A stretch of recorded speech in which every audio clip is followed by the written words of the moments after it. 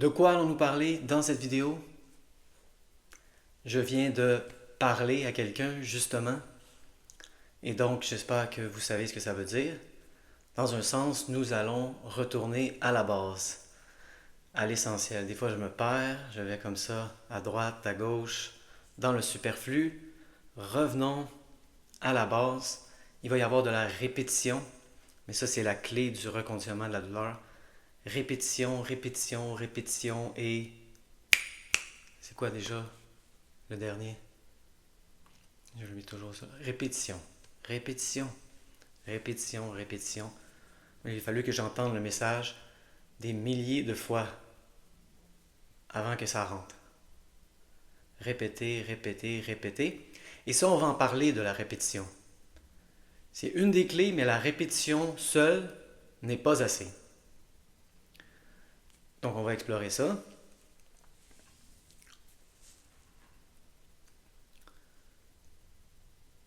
Quand je parle aux gens, j'essaie toujours de me demander quelle est la base du reconditionnement de la douleur, si on ne veut pas se perdre dans les détails. Qu'est-ce qui est le plus important? Je me pose souvent cette question-là, et c'est différent pour différentes personnes, évidemment, mais il y a quelque chose qui revient de personne en personne.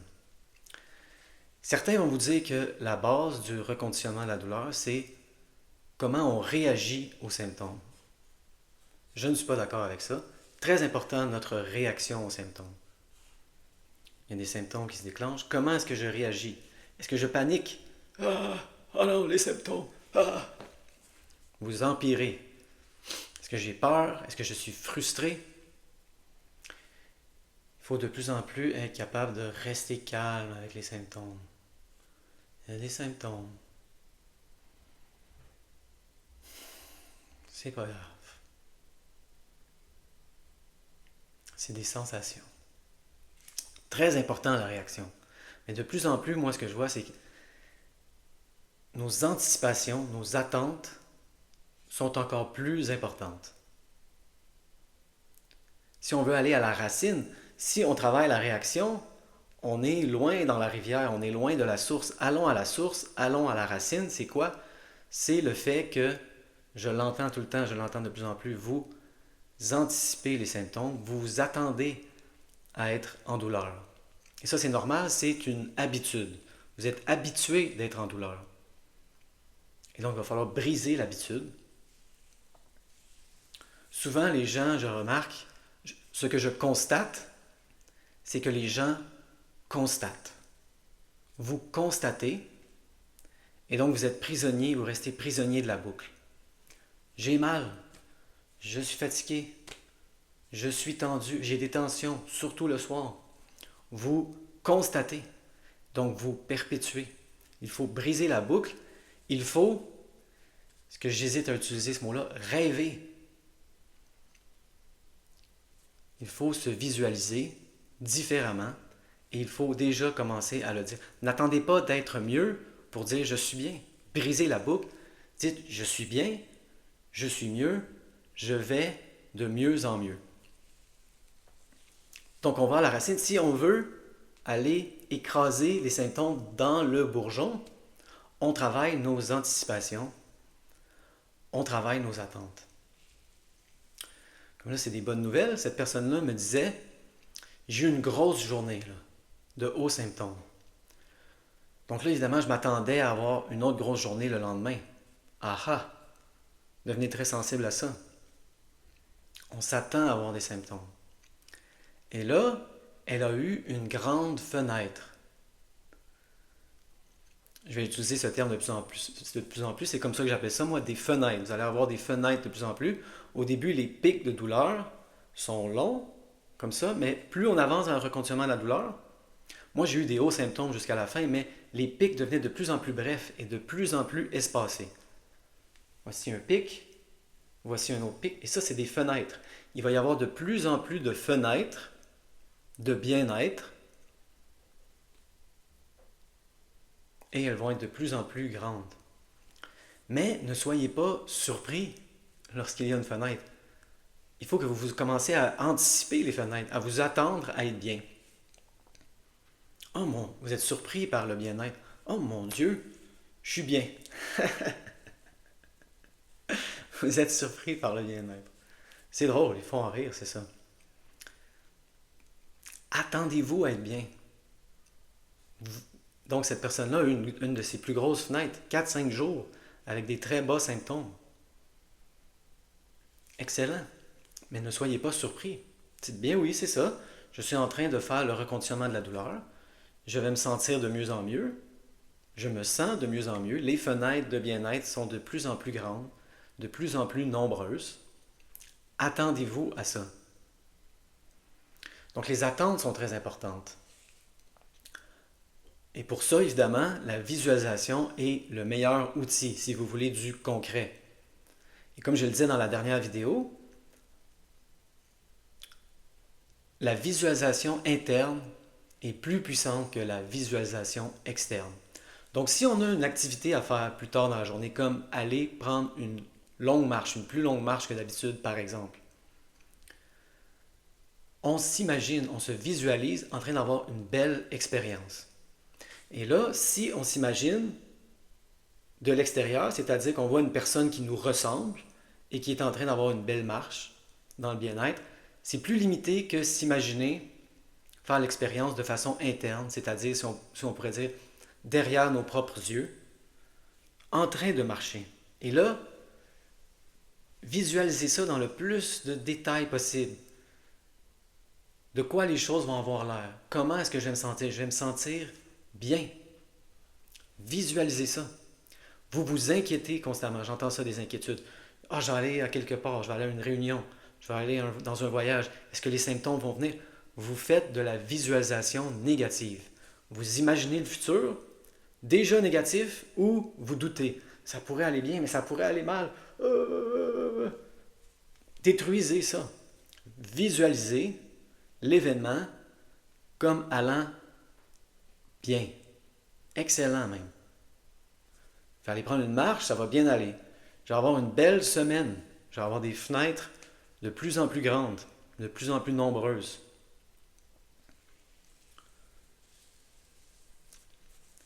Et là, plus vous allez progresser, plus vous allez réaliser que, dans un sens, c'est vous qui étiez en train de créer les symptômes par votre anticipation, par vos boucles de prédiction. Donc, arrêtez de constater, rêvez, visualisez, osez changer.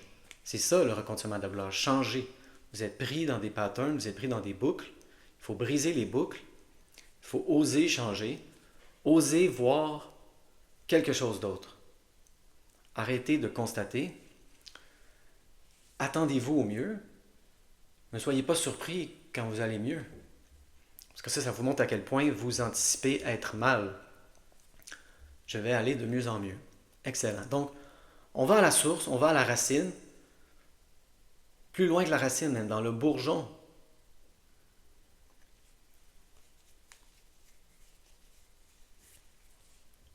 On écrase les symptômes dans le bourgeon, on arrête d'anticiper. Maintenant, c'est sûr, ça ne fonctionne pas toujours. Ça va fonctionner de plus en plus. Plus on s'exerce à quelque chose, plus ça fonctionne. Mais il va y en avoir des symptômes. Donc là, on travaille notre réaction. Je suis en train de lire un livre qui s'appelle The Pain Habit. Donc, je peux le mettre dans l'écran, je ne l'ai pas fini encore. Mais lui, ce qu'il dit justement, c'est que la douleur chronique, c'est une habitude. Il faut briser l'habitude. Comme fumer la cigarette, c'est une mauvaise habitude. Et lorsqu'on étudie les habitudes, oui, la répétition est clé pour créer une habitude, mais ce qui est encore plus important, c'est l'émotion associée, qu'elle soit positive ou négative. Donc, plus l'émotion est forte, moins on a besoin de répétition pour former une habitude. Si on met notre main dans le feu, ouch, ça ne prend pas 5 fois. Il ne faut pas mettre sa main dans le feu 5 fois. Une fois suffit.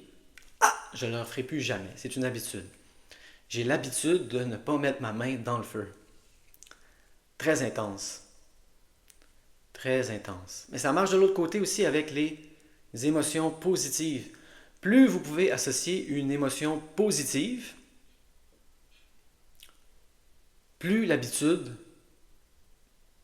va se former rapidement. Donc, c'est ça qu'on réalise, on ne peut juste abandonner des mauvaises habitudes. Il faut remplacer une mauvaise habitude par une bonne habitude. Beaucoup de gens essaient juste d'arrêter de fumer. C'est très difficile d'arrêter des mauvaises habitudes sans les remplacer par des bonnes habitudes. Donc là, on arrête d'anticiper. Si on arrête d'anticiper, il va y avoir de moins en moins de symptômes. Je vais de mieux en mieux. Mais lorsqu'il y a des symptômes, on n'est pas déçu. C'est pas grave. Même que, et ça c'est le 180 que j'appelle, on peut atteindre un niveau où on est content qu'il y ait des symptômes. Parce que c'est l'occasion de se pratiquer au reconditionnement de la douleur. Donc c'est gagnant-gagnant cette stratégie-là. Il ne faut pas être déçu évidemment s'il n'y a pas de symptômes. « Ah non, il n'y a pas de symptômes. Je ne pourrais pas me pratiquer au reconditionnement de la douleur. » Évidemment, c'est ça le but, qu'il y ait de moins en moins de symptômes. Mais ça, on met ça de côté. S'il n'y a pas de symptômes, on n'est pas déçu. Je ne suis pas fou quand même, je ne vais pas vous dire ça. On est heureux. Il y a moins de symptômes, on est heureux. Mais s'il y en a, on est heureux également. C'est gagnant-gagnant.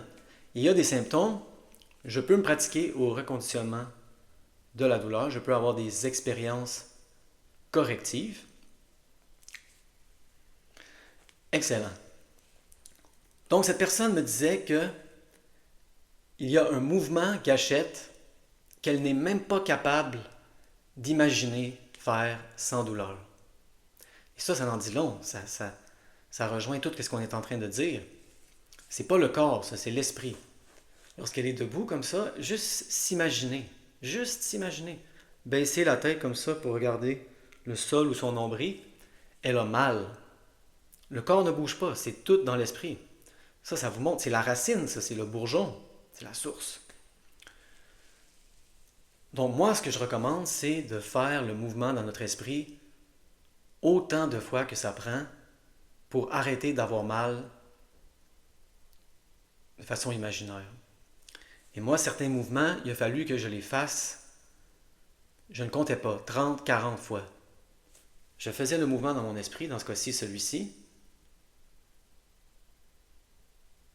autant de fois que ça prenait pour que mon cerveau devienne blasé. Bon, ok, je l'ai répété tellement de fois, le cerveau fait, ok, ça fait pas mal, là, je suis habitué à faire ça.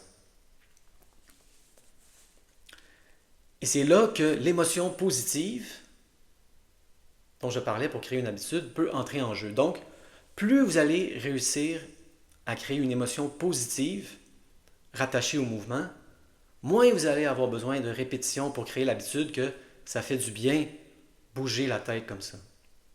En ce moment, vous avez plein d'associations négatives avec ça. Ça fait mal mettre sa tête vers le bas comme ça. Et il ne faut pas seulement enlever le négatif, il faut créer du positif.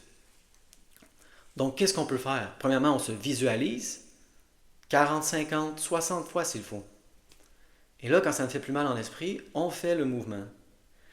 Et si ça aide, mettez votre chanson préférée. Faites cuire de la nourriture. Mettez votre plat préféré comme ça, avec des arômes dans l'air. Et là, peut-être même goûter en même temps.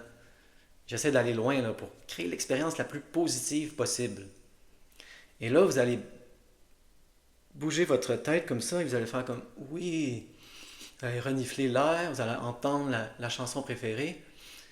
Et là, vous allez dire oui, c'est bon bouger la tête comme ça. Ça fait du bien. Hein? La motion et de la lotion, comme ils nous disent en anglais, ça lubrifie bouger. Très bon bouger. On bouge. Ça lubrifie notre corps. Ça fait du bien bouger la tête. Wow! C'est jouissif même.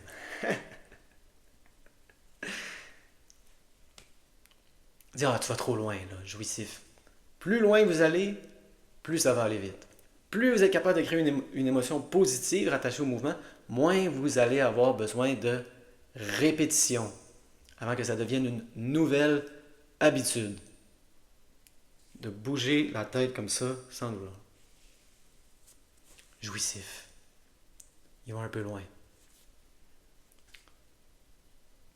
Ça va aller aussi vite que la distance où vous êtes prêt à aller. Si vous êtes prêt à aller loin, ça va aller plus vite. Plus loin vous êtes prêt à aller, plus ça va aller vite.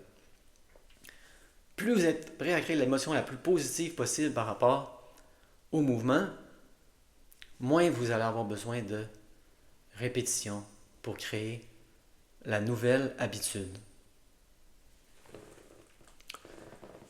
Je vais essayer de faire une vidéo de 20 minutes, donc il reste 5 minutes environ. Maintenant, je veux aborder l'aspect qui pour moi devient le plus en plus important dans le reconditionnement de la douleur. Et là, on est vraiment à la racine. Évidemment, il faut comprendre le conditionnement pour comprendre le reconditionnement de la douleur. Votre cerveau a fait des associations. Comme les chiens de Pavlov. Il faisait sonner. Il y en a qui disent que c'est des cloches, il y en a qui disent que c'est des tons, peu importe, c'est des sons. En même temps qu'il les nourrissait. Et là, les chiens ont associé le ton, le son avec la nourriture, donc ils salivaient. Et après un moment, on peut enlever la nourriture, simplement faire jouer le son, et là, le chien salive. Donc oui, ça c'est la base du reconditionnement de la douleur. Votre cerveau a fait toutes sortes d'associations comme ça, qui ne veulent rien dire en termes émotionnels. Il y a un travail à faire dans le reconditionnement de la douleur qui n'est pas émotionnel. C'est simplement défaire les mauvaises associations. Comme moi, mon cerveau avait associé l'heure du souper avec un mal au zen. Et non seulement j'avais mal aux aines, mes deux aines, surtout l'aine gauche, mes aines à l'heure du souper devenaient croûteuses. Et là, plus tard dans la soirée, elles devenaient gommeuses. Évidemment, mes aines ne changeaient pas de texture. C'est le cerveau, ça. J'espère que vous voyez ça. Mes aines n'ont pas passé de croûteuses à gommeuses. Évidemment, mes aines n'avaient aucun dommage physique. C'était neuroplastique. Donc, il y a un aspect du reconditionnement de la douleur qui est du pur reconditionnement. Mais votre cerveau, évidemment, a fait des associations aussi avec vos pensées. Donc, à chaque fois que vous pensez à quelque chose, ça recrée la douleur. L'heure du souper, douleur. À chaque fois que je pense à ceci, douleur. Et c'est rare que notre cerveau fait des associations avec des pensées positives. Ça a tendance à plus s'orienter vers le négatif, évidemment. Donc, qu'est-ce qu'on fait? Est-ce qu'on contrôle nos pensées? Non, comme je l'ai déjà expliqué, la suppression est l'ennemi du reconditionnement de la douleur. On remarque nos pensées sans les supprimer. Ah, j'ai une pensée négative. Votre cerveau a fait des associations entre des endroits, des moments de la journée, des odeurs et la douleur, des pensées, c'est sûr. Et là, il faut défaire tous ces liens-là. Mais principalement, c'est les émotions. C'est ma découverte, c'est ce que la plupart des gens semblent dire dans tout le reconditionnement de la douleur et ça a été confirmé par ma propre expérience pour moi. Plus que tout, c'est les émotions. Donc lorsqu'on est dans la nature et qu'on voit un tigre, la réaction de stress est activée, la réaction de peur. C'est normal. Et là, lorsqu'on s'échappe du tigre et qu'on va dans notre grotte, on peut aller en mode repos, digestion, réparation des tissus.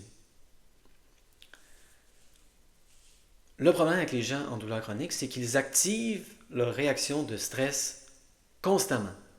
Constamment. C'est comme s'il y a un tigre devant eux constamment.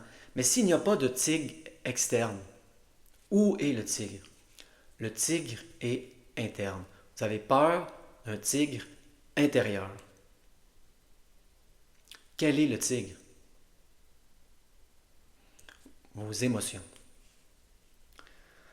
Moi, c'est ça que j'ai réalisé. J'avais peur de mes propres émotions. Donc, quand on fréquente les gens, ça donne lieu à beaucoup d'émotions comme de la colère, de la tristesse. Les gens, des fois, veulent franchir nos limites. Beaucoup de gens en douleur chronique, justement, ont un problème avec ce qui s'appelle la différenciation. Ça, vous pouvez explorer ça, c'est-à-dire, c'est des gens qui n'ont pas une bonne limite d'eux-mêmes. Ils ont tendance à sentir ce que les autres sentent. Et ils se laissent engouffrer un peu par les émotions des autres. Ils n'ont pas des bonnes frontières, des bonnes limites.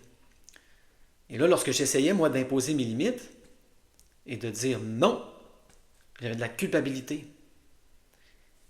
Et j'étais tellement inconfortable avec mon sentiment, mon émotion de la culpabilité, que j'évitais les gens. Je me disais, au lieu d'apprendre à être confortable avec mes émotions, je me disais, je vais éviter les gens, comme ça, j'aurai plus de colère, j'aurai plus de culpabilité. Ce n'était pas la bonne stratégie, évidemment. Il faut fréquenter les gens. Il va y avoir des émergences de colère, de culpabilité. La bonne stratégie, évidemment, c'est de devenir confortable avec les émotions supposément difficiles. Hein? On sort les guillemets. Les émotions difficiles. C'est rarement la joie. Et là, pour moi, la clé a vraiment été le repérage somatique émotionnel. Ça a été la clé.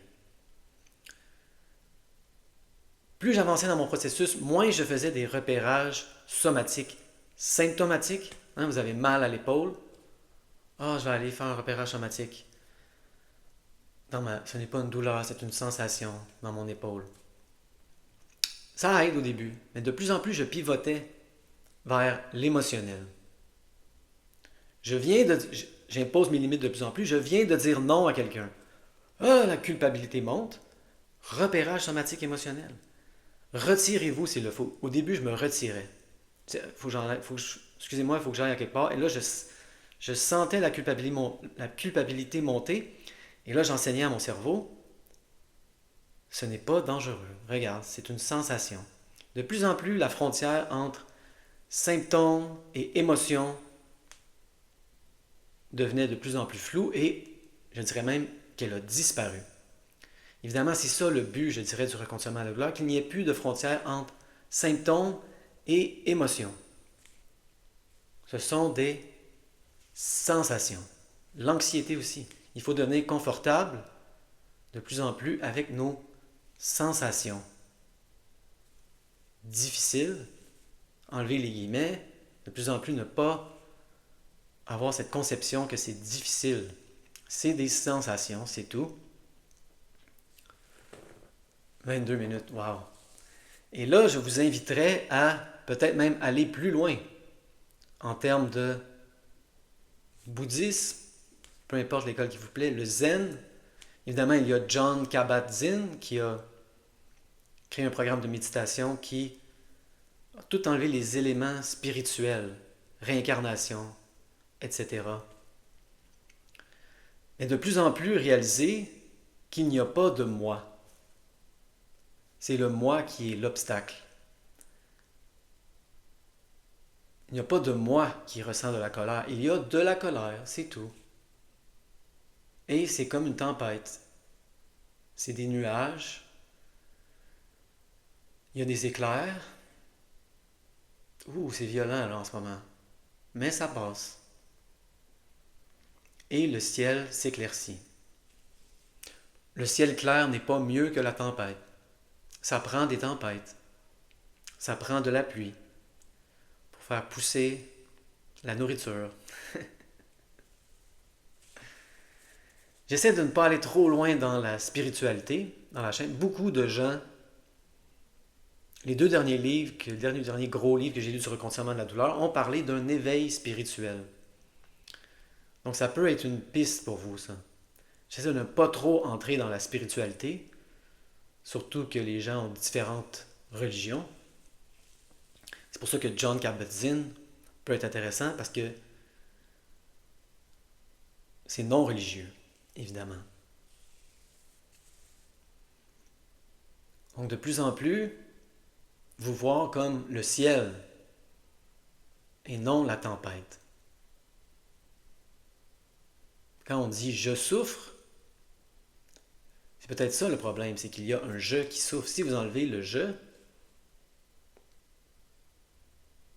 il n'y a que des sensations.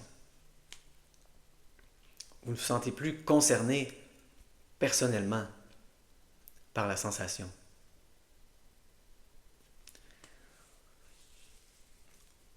On va en rester là. J'allais me lancer dans la spiritualité. C'est une chaîne de reconditionnement de la douleur. Gardons ça simple. Et là, si vous voulez aller plus loin, peut-être que si on parle sur Messenger, on peut aller plus loin. Et comme je l'ai dit dans cette vidéo, plus on va loin, dans mon expérience, plus ça va vite. Donc, osez aller le plus loin possible.